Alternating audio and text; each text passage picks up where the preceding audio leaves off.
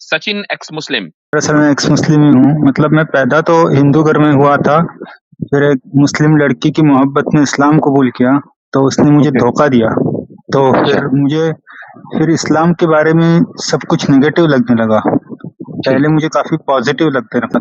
तो लड़की की मोहब्बत में इस्लाम कबूल किया और लड़की की बेवफाई में इस्लाम छोड़ा। नहीं, उसके बाद बहुत कुछ पढ़ लिया इस्लाम के बारे में। नहीं, आपने कहा ना कि उसकी जब उसने बेवफाई की तो सब कुछ नेगेटिव ही लगने लगा। जाहिर है उस वक्त तो नेगेटिव लगना भी चाहिए एक इंसान को। बेवफाई छोटी मोटी चीज कोई है। हाँ, मतलब पहले जो चीजें इस्लाम की पॉजिटिव लग रही थी, उसके बाद कुछ चीजें पढ़ने के बाद डाउट्स आने लग गए नहीं, और फिर मेरा भरोसा बहुत कमजोर भी हो गया। पॉजिटिव लग रही थी ना। पहले तो वो लड़की भी पॉजिटिव लग रही थी, जब बेवफाई हुई तो वो भी नेगेटिव बन गई। उसके साथ तो तो मसला कांटेक्ट क्या ही है? नहीं हुआ। मसला इसका मतलब लड़की है, इस्लाम नहीं है। तो भाई अब मैं आपको सचिन भाई एक और आपका फार्मूला दुरुस्त करता हूँ। आपकी असल में आपको म्यूट शायद इसलिए किया गया है कि आपकी तरफ से शोर बहुत आ रहा है, हवा पता नहीं आप कहाँ पर हैं। तो अगर शोर ना आता तो आपको म्यूट ना किया जाता। एक फार्मूला आपको और दुरुस्त करता हूँ, वो ये है कि आपने लड़की के चक्कर में उसके इश्क में गिरफ्तार होकर इस्लाम कबूल किया, खुद ही आपने मान लिया। तो भाई आपका तो वो इस्लाम ही काबिल कबूल नहीं है। आप एक्स मुस्लिम न लिखें अपने नाम के आगे। एक्स तो वो होता है कि जो पहले दाखिल हुआ फिर निकल गया। आप तो दाखिल ही नहीं हुए कभी। अरे भाई, कई सालों तक मैंने जुमा की नमाज भी पढ़ी है, कुरान की ट्रांसलेशन भी पढ़ी है, खतना तक करवाया, लेकिन उसके अब्बा ने मुझे कहा कि भाई तू पैदाइशी मुसलमान नहीं है तो मेरी बेटी से शादी नहीं हो सकती। आपने कितने जुमा पढ़े होंगे सचिन भाई? भाई 5 साल से पढ़ रहा हूँ, तो हर हफ्ते का देख लो तो 5 into 50 कर लो। अच्छा, हर हफ्ते आप जुमा की नमाज पढ़ने के लिए जाते हैं, माशाअल्लाह। कितनी रकअतें पढ़ते हैं जुमा में? 2 रकअत, और मिस हो गई तो जोहर 4 रकअत। ठीक है, बहुत बेहतर है। अच्छा, जब आप जुमा की नमाज पढ़ते हैं या पढ़ रहे थे, उस वक्त आपका यकीन अल्लाह के ऊपर था या नहीं था? या आप ये समझ रहे भाई मैं इस्लाम में इसलिए आया क्योंकि मैं एक लड़की से मोहब्बत करता हूँ, she happens to be a मुस्लिम, इसलिए मैं इस्लाम में आ गया। यानी अगर आप मेरे सवाल को समझ पा रहे हो कि जिस वक्त आप जुमा की नमाज पढ़ रहे थे या पढ़ते थे, उस वक्त आपके ईमान की कैफियत क्या थी? हाँ, ईमान बिल्कुल अल्लाह पर था, क्योंकि जन्नत का एक बहुत अच्छा कंसेप्ट लगा था और ये बहुत ही लॉजिकल ये लग रहा था रिलीजन, इसलिए मेरा था। ठीक लेकिन है, जब मैं तो डिटेल्स में पढ़ते गया। जन्नत का जो कॉन्सेप्ट है, क्या अब वो इलॉजिकल है? नहीं, अभी मैं समझता हूँ कि जन्नत तो है। ठीक। अच्छा, एक खुदा का कॉन्सेप्ट लॉजिकल है कि इलॉजिकल है? लॉजिकल है। लॉजिकल है। ठीक है, खुदा का अपनी गाइडलाइंस इंसान को देने का कॉन्सेप्ट लॉजिकल है कि इलॉजिकल है? क्या खुदा इंसान को गाइड करेगा या नहीं करेगा? हाँ, लॉजिकल है। लॉजिकल है। तो भाई अच्छा, नमाज पढ़ते हैं आप और सामने कोई मूर्ति नहीं होती, आप पूजा कर रहे हैं। नमाज पढ़ना एक तरह की इबादत है, बल्कि इबादत ही एक तरह की क्या, और सामने जो है आपकी कोई मूर्ति वूर्ति कुछ नहीं है, तो ये लॉजिकल है या इलॉजिकल है? लॉजिकल है। तो भाई जब सब आप चीजें लॉजिकल मानते चले आ रहे हैं, फिर आप ये कैसे कह सकते हैं कि इस्लाम जो है मुझे फिर इलॉजिकल लगा? इस्लाम की जितनी बातें हैं बुनियादी, वो सारी तो आपको लॉजिकल आप मान रहे हैं और कह रहे हैं। नहीं, देखिए, तौहीद तो सही है, लेकिन रसूल अल्लाह और चंद सहाबाओं की पर्सनालिटी पसंद नहीं आ रही। नहीं, तौहीद सही है और रसूल अकरम सल्लल्लाहु अलैहि वसल्लम की पर्सनैलिटी के ऊपर अगर आपको कोई ऑब्जेक्शन है, तो वो ऑब्जेक्शन इसलिए है ना कि जब आपकी गर्लफ्रेंड आपको धोखा देकर चली गई, तो गुज़िश्ता 6 महीने जो आपने अकेले बेकारी में गुजारे, तो वो एक्स मुस्लिमों के चैनलों पर गुजारे। तभी तो आपको रसूलुल्लाह की शान में कुछ एतराज़ात आपके ज़हन में उन्होंने जन्म लिया या पैदा हुए। सही कह रहा हूँ ना?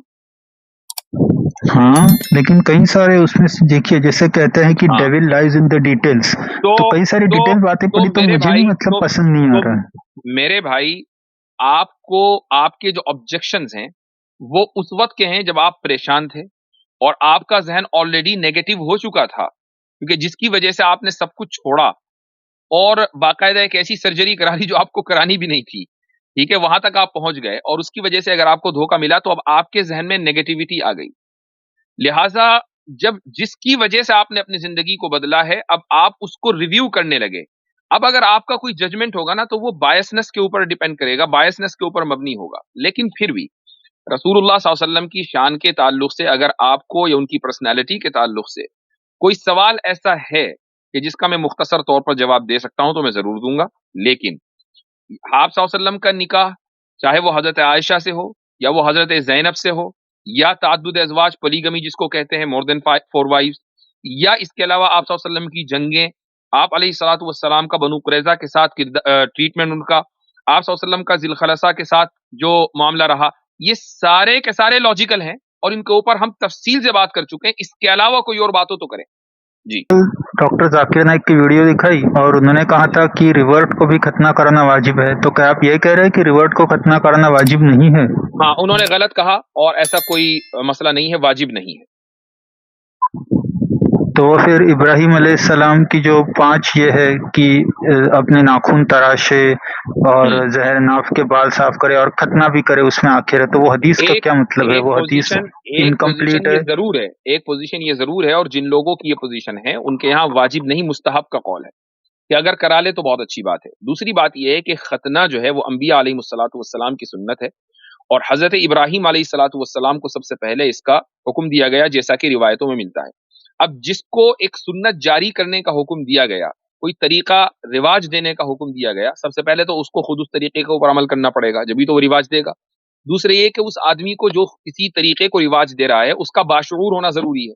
تیسرا یہ ہے کہ اگر خدا کی طرف سے حکم آ رہا ہے تو اس کا نبی ہونا ضروری ہے، تبھی تو اس کو خدا کی طرف سے حکم ملے گا. تو حضرت یہ حکم بچے کو نہیں دیا جا سکتا تھا. یہ حکم جس کو جو رواج دے رہا ہے وہ خود اپنے اوپر اس کو لاگو کرے، پھر تبھی وہ دوسرے سے کہے گا. اس لیے حضرت ابراہیم علیہ الصلوۃ والسلام نے بڑے ہو کر کیے. اس موضوع کے اوپر میری ایک ڈیبیٹ ہے، آپ کو بتا دوں. اگر آپ میرا نام ڈالیں گے اور آزاد گراؤنڈ ڈالیں گے تو ایک مرتبہ آزاد گراؤنڈ شاید 1-1.5 سال پہلے آیا تھا میرے چینل کے اوپر، اور اس نے یہی سوال کیے تھے. تو اس کا جواب میں نے دیا تھا کہ یہ کچھ جو لوگ کہتے ہیں کہ ہاں کرانی چاہیے، ان کے نزدیک بھی ضروری نہیں ہے، مستحب ہے. کرا لے تو اچھی بات ہے، کوئی ضروری نہیں ہے. یہی سوال تھا، اس کے علاوہ کوئی دوسرا سوال تھا آپ کا؟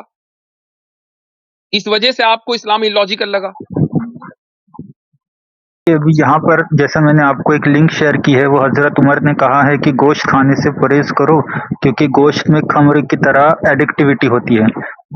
تو اس میں نے شاید مفتی عبداللہ مناج صاحب کی سٹریم پر جا کر یہ رکھی تھی، تو انہوں نے کہا تھا کہ دیکھیے وہ ضرورت سے زیادہ گوشت نہیں کھانا چاہیے. تو یہاں پر لکھا ہے beware eating of too much meat for it can be as addictive as wine. تو ایز ایڈکٹیو ایز آپ ہی خود پڑھ رہے ہو، beware of eating too much of meat. Too much کا کیا مطلب ہے؟ سچن بھائی جس روایت کا حوالہ دے رہے ہیں اس کو ذرا دوبارہ پڑھیے گا آپ. سچن بھائی دوبارہ پڑھیے. میں وہی پڑھ رہا ہوں، آپ نے مجھے بیچ میں انٹرپٹ کیا. Beware of eating too much meat for it can be as addictive as wine. تو میں یہ کہہ رہا ہوں کہ انہوں نے میٹ کو وائن کے ساتھ کمپیئر کیا ہے، تو کیا اس کا مطلب 1 چمچ وائن پیے تو جائز ہے؟ نہیں، دیکھیں یہی ہو رہا. انہوں نے میٹ کو وائن سے کمپیئر نہیں کیا، too much consumption of meat کو ایڈکٹیو بولا ہے. جس طریقے سے آپ شراب پیتے ہیں اور اس کا ایڈکشن ہو جاتا ہے، اسی طریقے سے زیادہ گوشت کھانے سے پھر آدمی دال روٹی سبزی سے دور ہو جاتا ہے. گوشت ہی کی اس کو لت لگ جاتی ہے، اور جب آدمی مستقل گوشت کھائے گا صبح شام اور ناشتے کے اندر بھی اس کو قیمہ چاہیے، تو پھر کیا ہوگا اس کی صحت کا حال؟ جس طریقے سے شراب صحت کے لیے نقصان دہ ہے، پھر گوشت بھی صحت کے لیے نقصان دہ ہوگا. ہر چیز لمٹ میں صحیح ہے نا، انلمیٹڈ تو کوئی بھی چیز ٹھیک نہیں ہے. جی اس کے علاوہ کوئی اور بات؟ اس کے علاوہ بھی ہے، جیسے کہ وہ جو 800 یہودی قتل ہوئے، تو میں اور جو یہودیوں نے پوری طرح، میں پہلے ہی کہہ چکا میں سنا ہوں. بنو قریظہ. ارے بات تو پوری کرنے دیجیے. میں یہ کہہ رہا ہوں کہ 800 یہودیوں کا قتل ہوا، پھر وہ کھٹیے پہ لیٹا کر ایک صحابی آئے، پھر انہوں نے کہا کہ یہودیوں کے وہ بزنس تعلقات اچھے تھے ان کے ساتھ، تو انہوں نے کہا ٹھیک ہے وہ تورات کے حساب سے یہودیوں کا یہ ہوا. میں سمجھتا ہوں کہ یہودیوں نے زیادہ مسلمانوں کی جانوں کو ڈیمیج کیا، اس سے زیادہ ابو سفیان اور ان کے مشرکین مکہ نے ڈیمیج کیا. لیکن ابو سفیان اور مشرکین مکہ والے تھے، عرب والے تھے، اپنے ہی قریشی والے تھے، اس لیے رسول اللہ نے ان کے ساتھ بہت زیادہ سافٹ کارنر اختیار کیا، جبکہ یہودیوں کے ساتھ اتنی ہارش ٹریٹمنٹ ہوئی ہے جس کا مطلب اندازہ نہیں ہے. یہ تو بہت زیادہ ڈبل سٹینڈرڈ لگ رہے ہیں. اس کا جواب دے دیتا ہوں میں، اور یہ آپ نے اچھا سوال کیا ہے.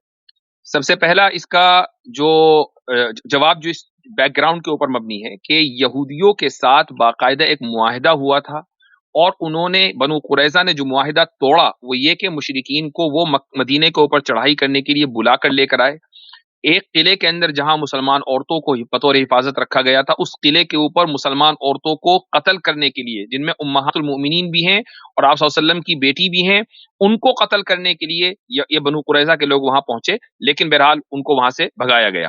یہ ان کے جرائم ہیں۔ رہی یہ بات کہ مکہ والوں کے ساتھ، جن آپ صلی اللہ علیہ وسلم نے مکے والوں کو دو آپشن دیے کہ بھئی یا تو اسلام قبول کر لو یا یہاں سے چھوڑ کر چلے جاؤ، اور جو ان کے دگگج تھے بڑے بڑے، جیسے ابو سفیان تھے، فتح مکہ سے پہلے وہ مشرکین کے چیف تھے، انہوں نے اسلام قبول کر لیا، کوئی مسئلہ نہیں ہے، اگر بنو قریظہ بھی اسلام قبول کر لیتے کوئی مسئلہ ہی نہ ہوتا۔